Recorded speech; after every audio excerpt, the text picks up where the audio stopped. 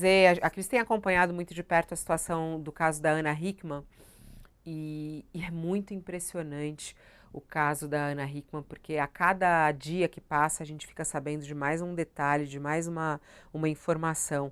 A última, que inclusive está na coluna do Daniel Castro, do Notícias da TV, que está na página do UOL nesse momento, fala que a Ana Hickman, que sofreu uma violência patrimonial, e esse foi um dos motivos, inclusive, de ter iniciado uma briga mais intensa com o ex-marido.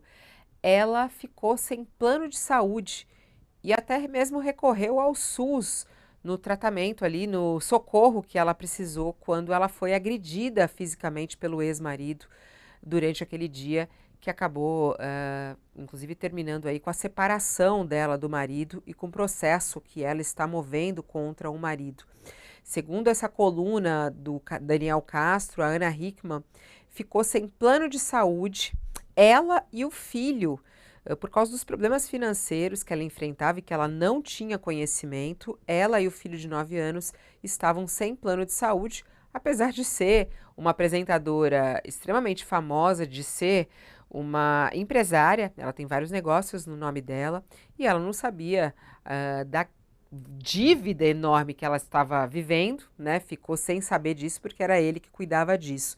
E é curioso o quanto também ela ali teve que precisar recorrer ao SUS, porque o plano dela de saúde foi cancelado, não foi pago e ela não tinha essas informações.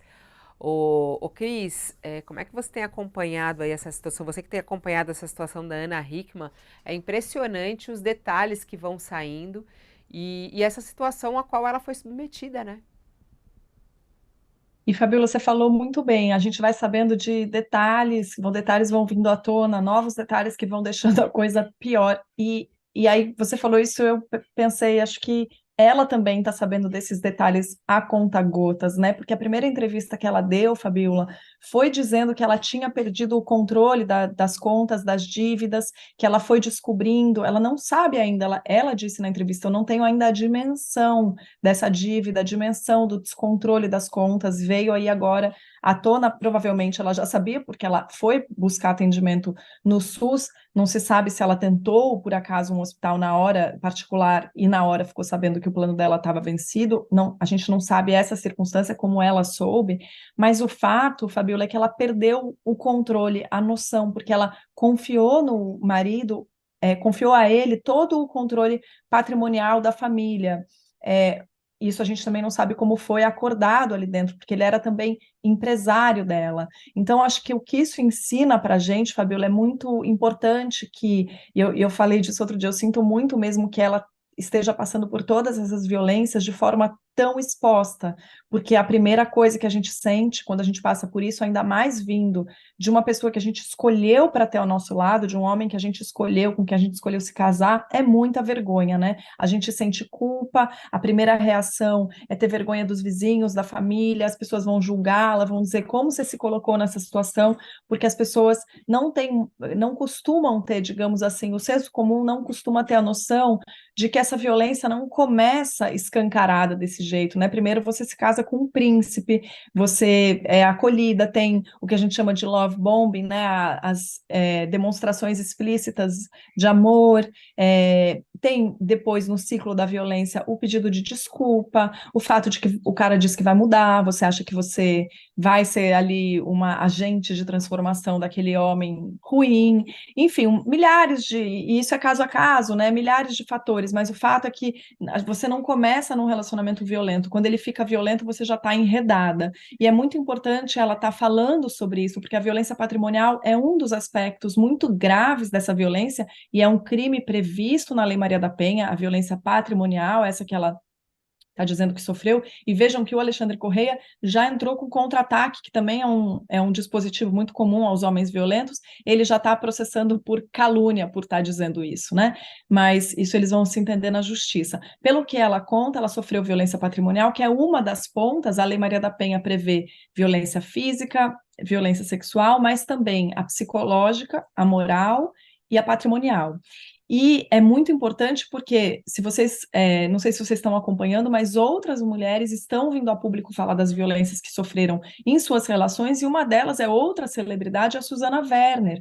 E a Susana Werner, que acabou de se separar do goleiro Júlio César, a Susana era uma atriz, enfim, eu cresci vendo a Susana é uma atriz que começou a trabalhar muito cedo, e ela estava meio no auge dela quando ela casou com o Júlio César há mais de 20 anos, e largou tudo para acompanhá-lo, porque era um jogador internacional, ia jogar fora do país, ela foi acompanhá-lo.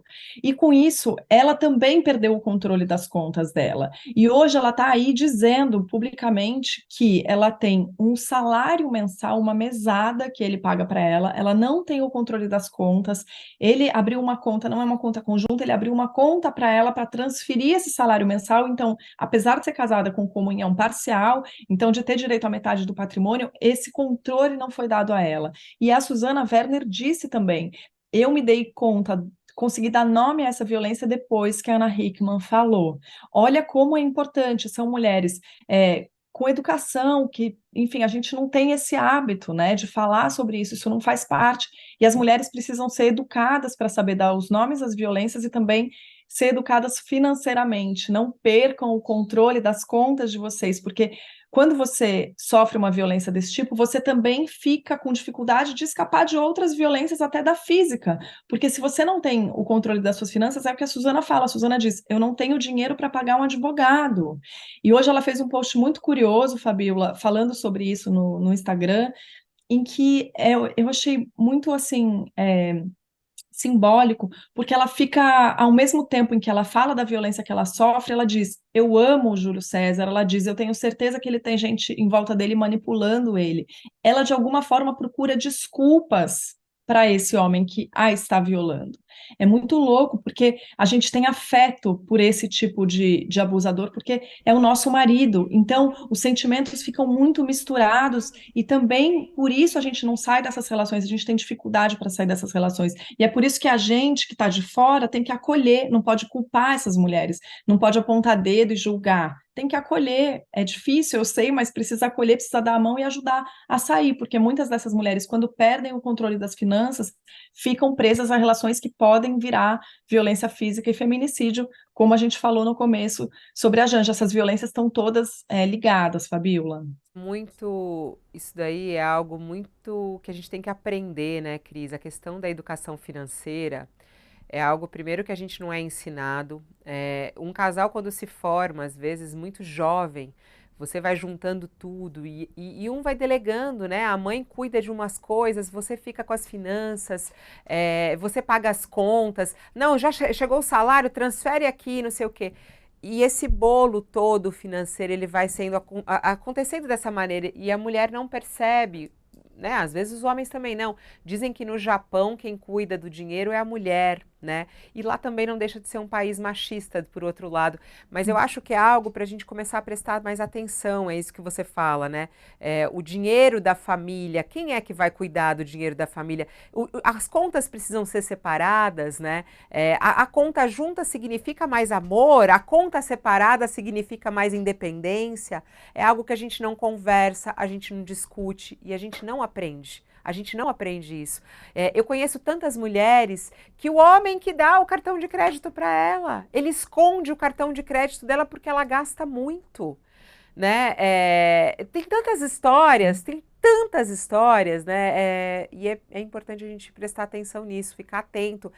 Por isso que o caso da Ana Hickman, ele é tão educativo. E a Susana ir às redes sociais, que corajosa também, né? Ela ir às redes sociais e falar: foi graças a Ana Hickman que eu aprendi, que eu vivi isso, eu estou vivendo isso. Violência patrimonial. Eu aprendi o que que é isso. Gente, vamos aprender o que que é isso. A gente está aprendendo. Por isso a gente abre também esse espaço de reflexão.